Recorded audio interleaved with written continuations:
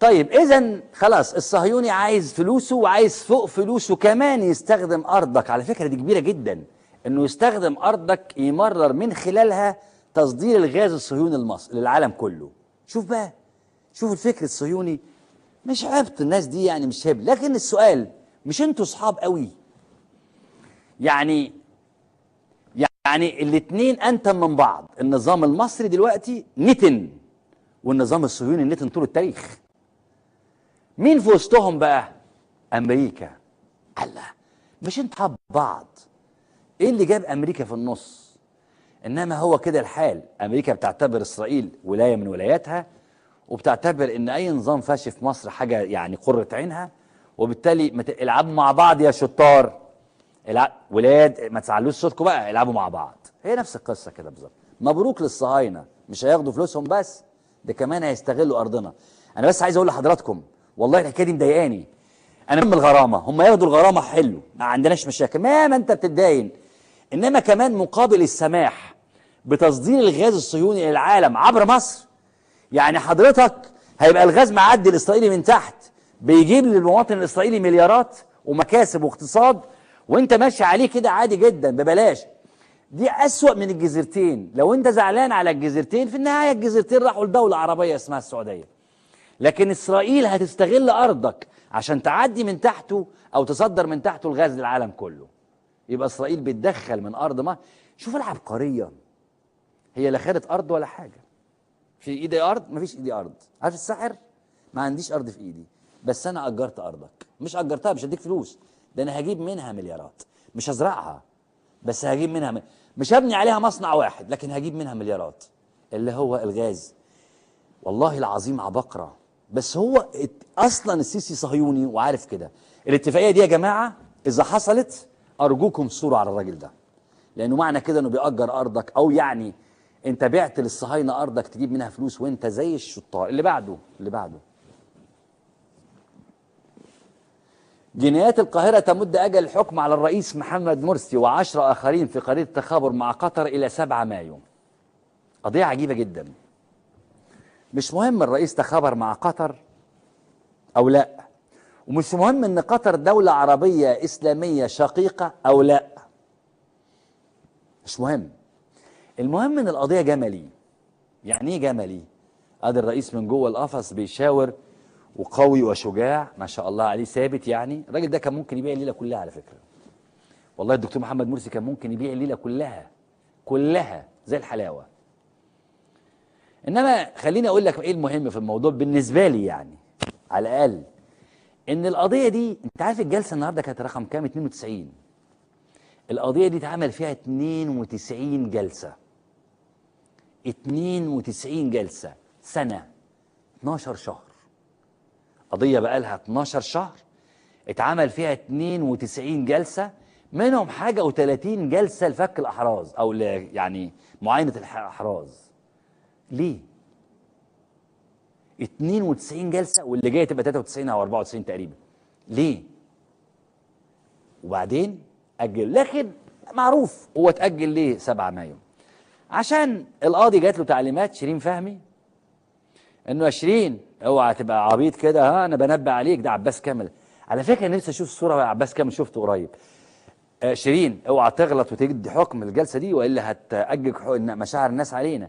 انت تأجل لبعد 25 ابريل، 7 مايو. هو عنده امل، اللي قال لعباس لشيرين فهمي كده، قال عنده امل ان 25 ابريل يعدي عادي، في 7 مايو بقى يحلها ربنا. ممكن يمدوا الاجل تاني بتاع الحكم، او يحكم، بس هيكون الناس هدت بقى ونامت. هو ده ظن الراجل اللي بيحرك محمد شيرين فهمي، او شيرين فهمي، اللي هو القاضي بتاع القضيه دي. تعالوا، ده كان الاخير. تعالوا ناخد مع بعض قالوا.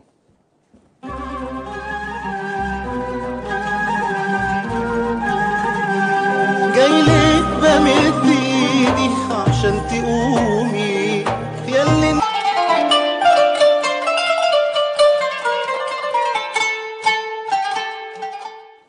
نبدأ دلوقتي بين السطور ومجموعة المقالات اللي تم اختيارها من قبل فريق إعداد البرنامج، مش مني، لكن بنبدأها بالمثل اللي بيقول التاجر لما يفلس. تعالوا نشوف ده اللي كاتبه او اللي قايله عبد الرحمن يوسف. بيقول فرصة تصفية نهائية لعبد الرحمن يوسف عربي 21. إن المصريين حين ينزلون إلى الشوارع والميادين في 25 إبريل لن يكون ذلك من أجل موضوع الجزيرتين، فبيع هاتين الجزيرتين عرض لمرض. سوف نحاسب هؤلاء الخونة الذين ارتكبوا تلك الجريمة، ولا نتحدث في أي موضوع من المواضيع التي تفرقنا إلا بعد أن ننجز ذلك. مصر وثرواتها وإرادتها المعروضة في سوق النخاسة يبيعها مجموعة من الخونة مع رفع لافتة كتب عليها تصفية نهائية، فهل سيتحرك أبناؤها الشرطة؟ ده كلام صحيح جدا يا عبد الرحمن. فعلا المسألة مش مسألة جزيرتين زي ما انتوا شفتوا في الخبر بتاع فلوس إسرائيل. الراجل خلاص هيأجر كمان الأرض كلها تعدي من تحتها تصدير الغاز للعالم كله، الغاز الإسرائيلي العالم كله، وأرضنا أنت عايش عليها زي الفل زي الحلاوة. الراجل اشتراها كده في العالم الفضائي. عشان كده سؤال عبد الرحمن مهم قوي، هل سيتحرك أبناؤنا أبناء مصر الشرفاء؟ لأنه خلاص الراجل بيبيع كل حاجة وعادي وزي الحلاوة، ويسمي أسماء الشوارع وبيعمل مدن بأسماء ناس. الراجل بيتصرف أمه دي يعني أراك تصرف من مال أمك. عشان كده السؤال بتاع عبد الرحمن مهم، هل هيتحرك أبناء مصر الشرفاء؟ تعال ناخد اللي بعده. الأستاذ وائل أنديل بيقول العنوان الصحيح للثورة تقول مفردات اللحظة الراهنة أن مصر تتهيأ لاستكمال ثورة وجدت من يزودون عنها بأرواحهم ودمائهم طوال السنوات الثلاثة الماضية بمواجهة سلطة غاشمة ومعارضة متسلطة أكثر غشما، ولم يجدوا من يحترم نضالهم ويدعمه إلا أمثال هيثم محمدين من شباب يقبع في الزنازين الآن، فيما كان الذين يحاولون اعتلاء الحافلة الآن يقفون على أبواب السلطة. لكل من صمد طوال السنوات الثلاث الماضية أنتم العنوان الصحيح للثورة، فاخرجوا ليوم غضب كبير أنتم أساسه ومبعثه، ولا تتركوا الميادين للعائدين من العلاقة المشينة مع جلاديكم وساجنيكم. مظبوط يا أستاذ وائل. الأستاذ وائل عايز يحذر الشباب الشرفاء اللي طلعوا 15 إبريل واللي هيطلعوا إن شاء الله أكتر منهم في 25 إبريل، عايز يحذرهم من الناس اللي بتحاول تنط بقى، مش تنط من المركب بتاع السيسي، دي عايزة تنط من المركب بتاع السيسي ويلاقوا مكان قيادي كبير جدا داخل مركب الثورة القادمة. الناس دي أسمائها كتير جدا وانتوا عارفينها بالاسم وحافظينها. ناس كانت بتمشي أو بتحلل للسيسي كلها، ناس لعبت أدوار صحيح كومبارسات يعني وأدوار ثانوية في فيلم السيسي، لكن هؤلاء الناس دلوقتي هم نفسهم عايزين يقفزوا على نضال الشباب ونضال المصريين اللي بقى له 3 سنين في الشوارع. ده تحذير هايل من الأستاذ وائل أنديل. نشوف اللي بعده. مجدي الجلاد بقى خايف جدا على مصر، خايف قوي. مصر اليوم مجدي الجلاد 25 إبريل 100 توك شو كل ليلة، كل المصريين خبراء في كل شيء، وينبغي على الرئيس هو مسميه كده أن يسمع الكلام وينفذه، الحاجة وعكسها، وإن لم يفعل بات في مرمى النيران. مناعة مصر تتآكل ولفحة الهواء تمرضها وربما تدخلها العناية المركزة، ونحن منهمكون في خناقة كبيرة. ويوم 25 إبريل يريده البعض ميدانا جديدا لخناقة أخرى، فلماذا لا نراعي حين نختلف مناعة مصر الضعيفة؟ وإلا سنندم جميعا حين يعز علينا التراجع ولا يفيد الندم. يا راجل والله العظيم أما أنا عارف، أنا مش قادر أعرف يا راجل، ده أنت خلاص على رأي الشباب ده أنت بقيت شبه سيخ الشاورما. يعني فيك إيه يا مجدي؟ فيك إيه مناخيرك يا راجل؟ أنت بتخش الشقة مناخيرك بتدخل وأنت لسه تحت في باب العمارة، عايز إيه تاني؟ إنما ده نموذج من عباس كامل قال لهم اطلعوا بقى قولوا كلمتين، زي بعض الخلابيص المعفنين من الخلابيص هم اللي موجودين دلوقتي. يعني الخلابيص مستوى، بس في اوساخ الخلابيص بقى زي احمد موسى وعزمي مجاهد ومش عارف مجدي الجلاد ومصطفى بكري وسعيد حساسين، دول بقى ايه اوساخ الخلابيص. يعني في خلابيص مستوى بس في الاوساخ بقى الرايش، دول لا زالوا. ليه بقى؟ لان دول اللي بيحركهم الاخ عباس كامل، ودول اللي لو زعلوا عباس كامل بيزعلهم وحش قوي. يعني عباس كامل زعل وحش قوي قوي قوي. بقول لك مش مصدقني؟ اسال يوسف الحسيني. يوسف الحسيني لما زعل عباس كامل طلع له تسجيل حوار، مش عارف حوار.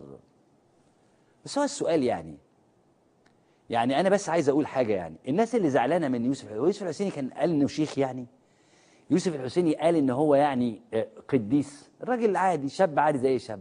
انا ما بدافعش عن يوسف الحسيني، لكن بدافع عن الحريه الشخصيه. مفيش بلد محترمه تعمل كده. حتى لو يوسف الحسيني ده غريبي، وحتى لو انا ضد يوسف الحسيني، ما ينفعش ابدا الحريه الشخصيه تبقى عامله كده. ما ينفعش ابدا انك انت تنال من شخص وتسجل مكالمات خاصه ليه بدعوى انك انت لقيتها. ايه طلعت منين المكالمه بتاعت يوسف الحسيني يعني؟ سجلت له ازاي؟ ما هي اكيد جهاز امني وشركه هاكينج تيم اللي انتوا عارفينها. انما انك تستخدمها ضد يوسف لمجرد ان يوسف ما عجبكش. عشان كده مجدي الجلاد بقى واحمد موسى وسعيد حساسين وعزمي مجاهد، دول الاوساخ مش عندهم مكالمات، لا دول عندهم ملفات. وبالتالي دول هيفضلوا حتى اخر العمر، على راي مجد الصباحي في الفيلم، هيفضلوا بيدافعوا عن عبد الفتاح السيسي. لكن انا لازلت بقول انا ضد اللي حصل مع يوسف الحسيني، حتى لو يوسف هو غريمي، لان الحريه الشخصيه دي شيء مقدس جدا. واذا كنت انت عايش في بلد بتأتمن مسؤولين البلد دول على حياتك وامنك واستقرارك واسرارك الشخصيه، وهم قفشوها، يبقوا ناس واطيه. ويوسف الحسيني ما هوش قديس، مفيش حاجه تعيبه بصراحه. انا بصراحه بقول لكم الراجل ما ادعاش ان هو راجل يعني شيخ او ولي او شاب له مغامرات زي. وانت يعني يا عباس يا كامل مالكش مغامرات؟ وزكريا عزمي ما كانش له مغامرات؟ عز ما كانش له مغامرات؟ والاف وخالد الجندي الواعظ بتاعكم مش له مغامرات؟ ده له ملفات اداب. بس الحريه الشخصيه لو انت امتلكت خالد الجندي ما تذيعش برضه حاجاته، لانه في النهايه دي مساله شخصيه. عيب تبقوا قذرين بالطريقه دي. لكن ده يبرر لك ليه مجدي الجلاد مصر هو واحمد موسى وسعيد حساسين وعزمي مجاهد ومصطفى بكري على انهم يتمسكوا لاخر لحظه. عارف لو السيسي في الحرب مشنقه، مصطفى بكري مستني الكلام من عباس كامل. اقول ايه؟ لان الملفات بتاعته تقيله قوي. خلونا ناخد السوشيال ميديا.